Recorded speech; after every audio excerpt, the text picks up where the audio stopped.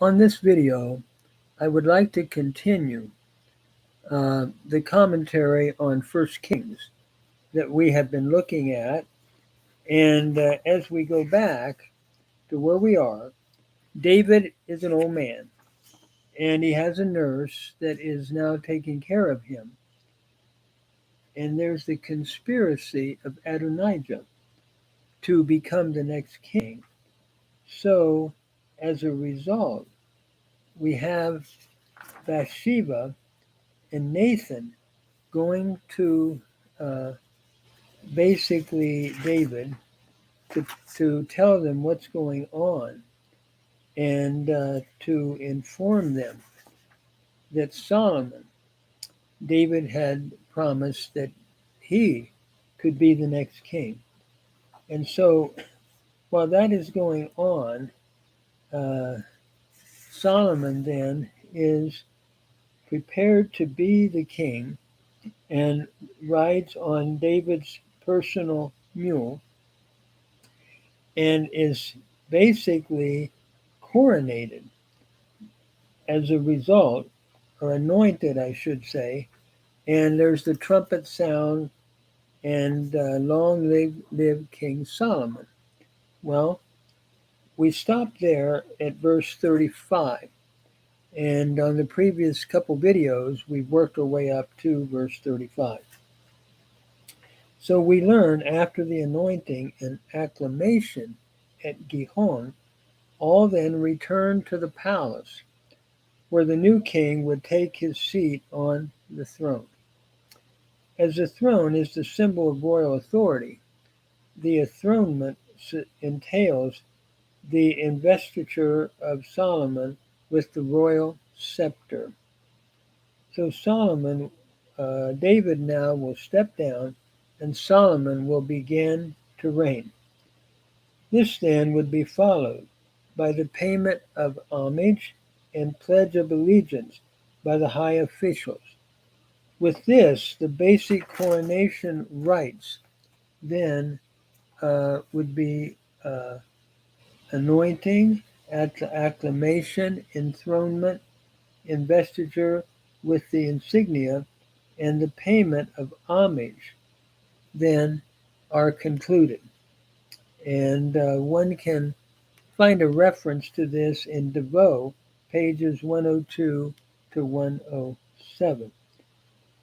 So now Solomon is king. David's words reveal the uneasy union of the kingdom of Judah and Israel, however, and we're going to see with David's instructions concerning what has happened, Benaiah consents to David's command with a hearty wish for Solomon, followed by Solomon's, like we said, anointing and proclamation. A flask of oil from the tabernacle was taken, and it was a special holy oil.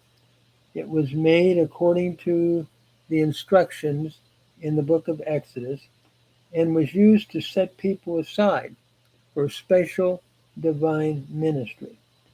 Since they have just brought Solomon to Gihon, this verse, I'm at verse 39 now, suggests that the sanctuary of the Ark of Yahweh was near Gihon at this time.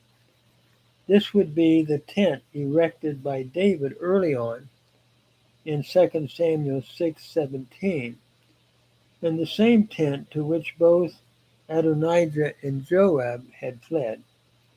Following Solomon's anointing, then, the people attending played on flutes, and there was great rejoicing as the procession returned to Jerusalem.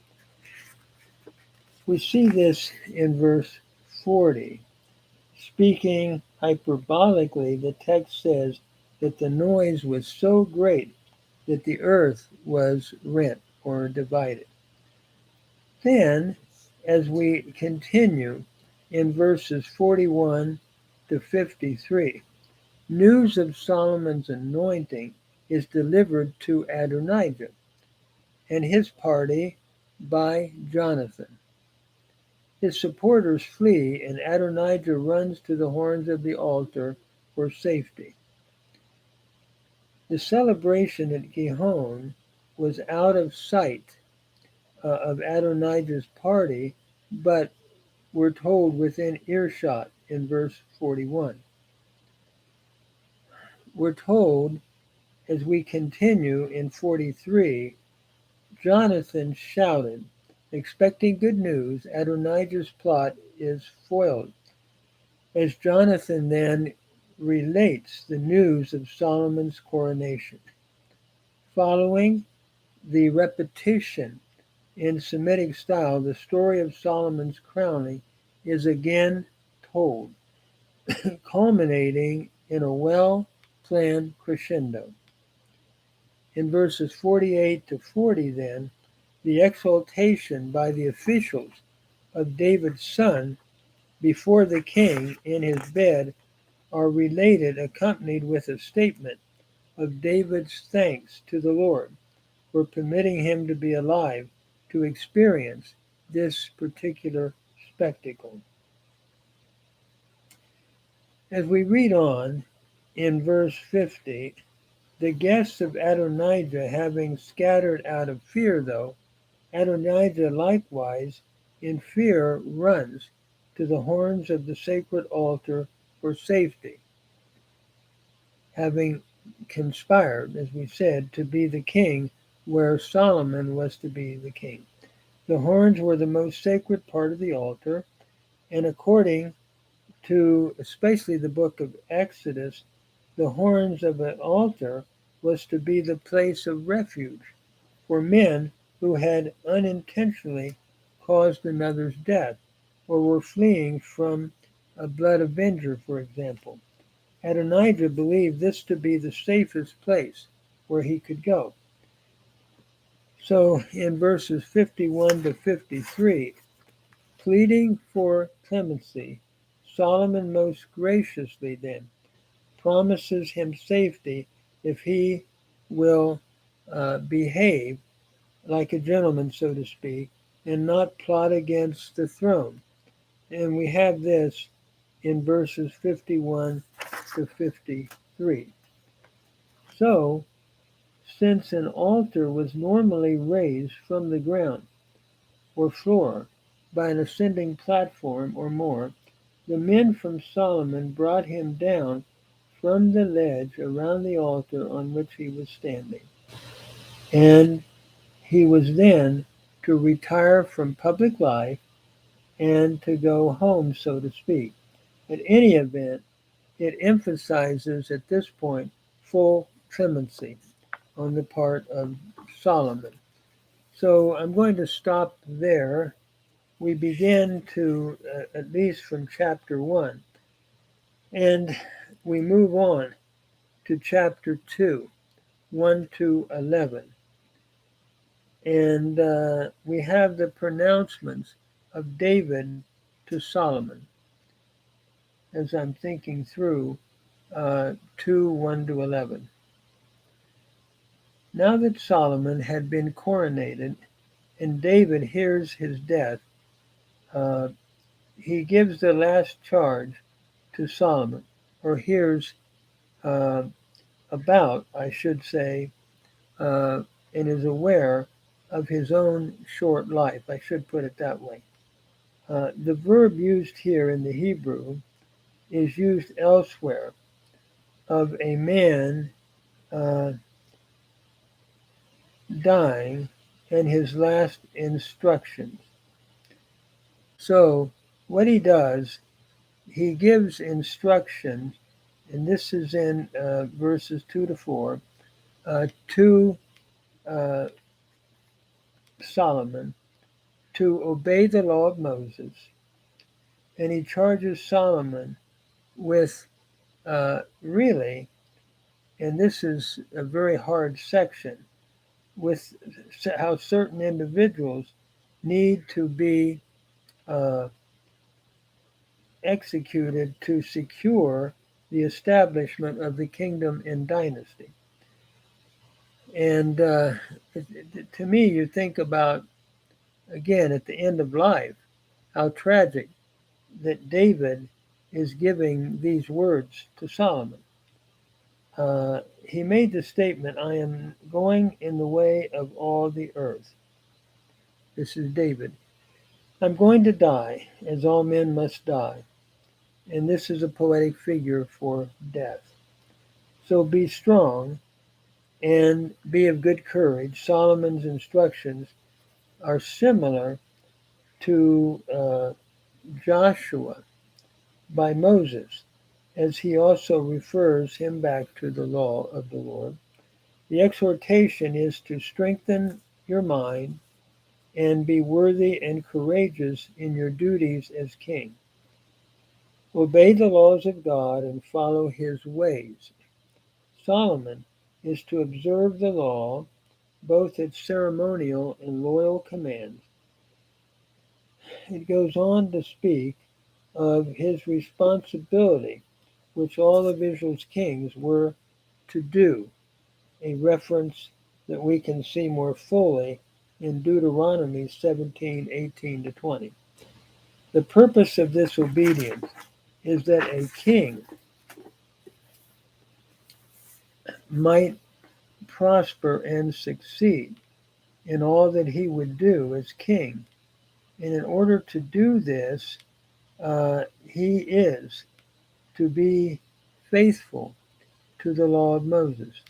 The ultimate fulfillment of this kingship, I believe, uh, is the final king, who basically is a good king, in the perfect king, I should say, who taught nonviolence and taught non-resistance and taught really the opposite of what is taught here in the New Testament, where Christ reigns on David's throne forever.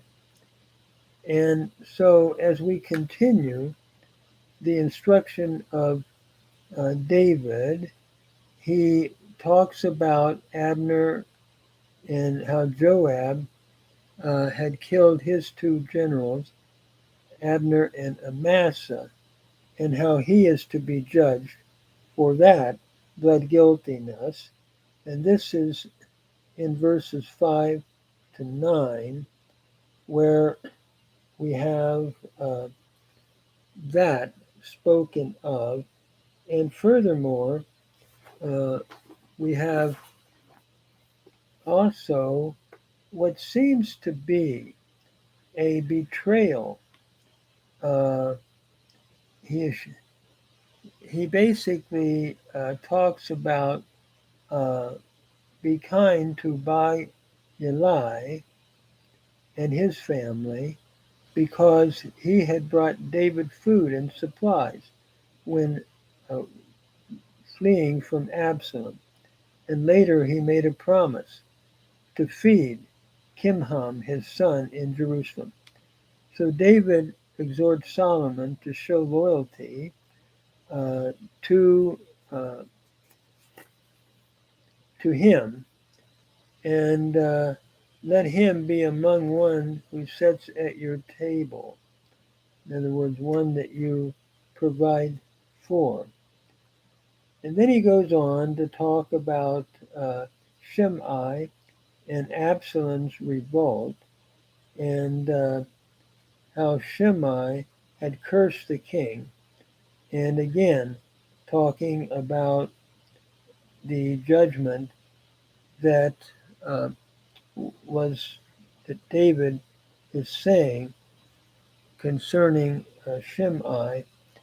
Also, an example uh, of, we could say, the opposite of what Jesus taught, the greater David.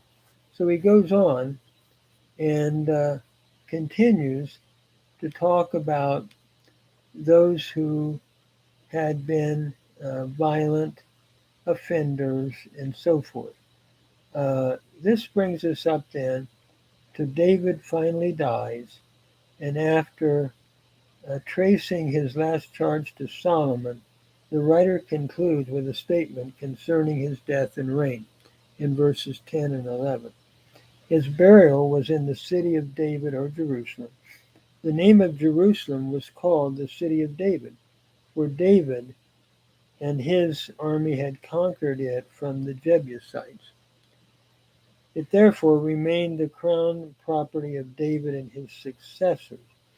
House burials at that time were common from excavations in Palestine and Syria.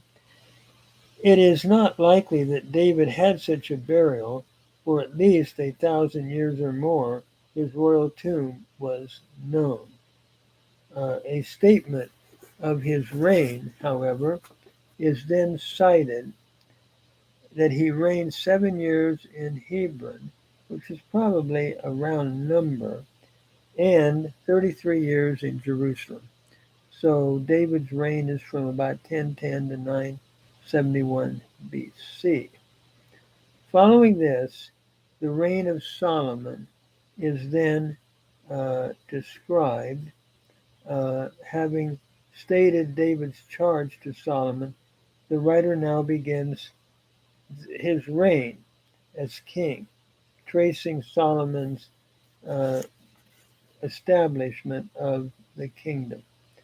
And then we see, following all that happens in chapter 2, uh, Solomon then begins his reign, according to Josephus, when he was 14 years of age. At the time of his accession, the Hebrew kingdom was enjoying internal prosperity and was well respected, preserving the organizations and institutions built up by his father. Solomon greatly magnified and enlarged David's work.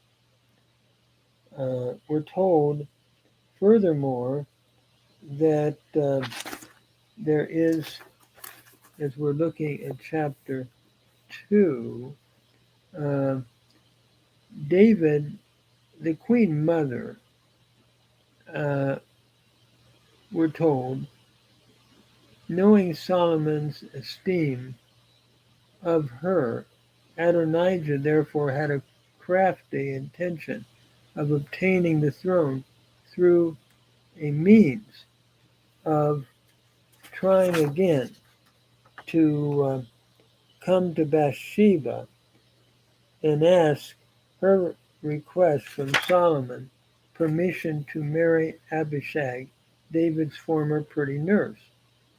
And it seems like he was trying again to get into the throne. So, as a result, the text goes on to describe the judgment that was given to Adonijah, and it then, I'm just sort of summarizing a bit. Uh, there's other incidences. Solomon then again, after this goes on, uh, there is other things that Solomon does in judging those who had been formerly, like Joab and others, and what he had done. And so the chapter ends with a lot of violence, in my understanding of it. And I'm just giving a brief summary uh, of all the different things that had happened. And finally, Solomon gets to be king in the sense that his grip upon the kingdom becomes secure. All of this, I'm just giving a brief summary of chapter 2. So, as we look back, having traced the consolidation of Solomon's kingdom in chapter 2, we then see the history of his reign, beginning with the account of his marriage to an Egyptian princess, followed by his request for wisdom and God's granting it in Gibeon, and then a demonstration of that wisdom in his judgment between the two harlots. This all comes in chapter 3. Let me just begin by simply saying Solomon made an alliance with Pharaoh. To cement his alliance with the friendly neighboring country, Solomon entered marriage with a foreign bride. Solomon marries an Egyptian princess. What is interesting as we look at this, the likelihood is that Solomon princess came from Tanis, a center of sea trade in the Mediterranean, and that this marriage helped Solomon increase his commerce as well as supply him with horses and chariots. Furthermore, we're told that the city of David had formerly been the southeast hill of Jerusalem. It was called the city of David, where David basically and his men captured it from the Jebusites. He first brought her, his wife, to David's house and palace, that is Solomon, which contained the ark until he had built his own house and house for her, and then later moved her to the house he had built for her. Some might question Solomon's marriage of a non-Israelite as pertains to the law, but it seems evident that the law forbade intermarriage with the Canaanites of the land, not other foreign people. However, I'm not sure of that. I mean, I'm wondering if what David did or what Solomon did was not really against what the Lord would want. This no doubt refers to an extension. He built a wall around the city of Jerusalem walls to include the temple and newly built royal palace. Archaeologically, the boundaries of Solomon's temple have been unascertainable due to the platform of Herod's temple, which was built on top of it. So what we have here is the marriage of the Egyptian, trying to make an alliance, Egyptian princes with Egypt in chapter 3, and this will be followed by the wisdom of Solomon. I'm sort of going to stop there. I'm working through an old manuscript and it's sort of scratchy to me. I think I'm going to stop and pick up maybe a little bit later. I think I'm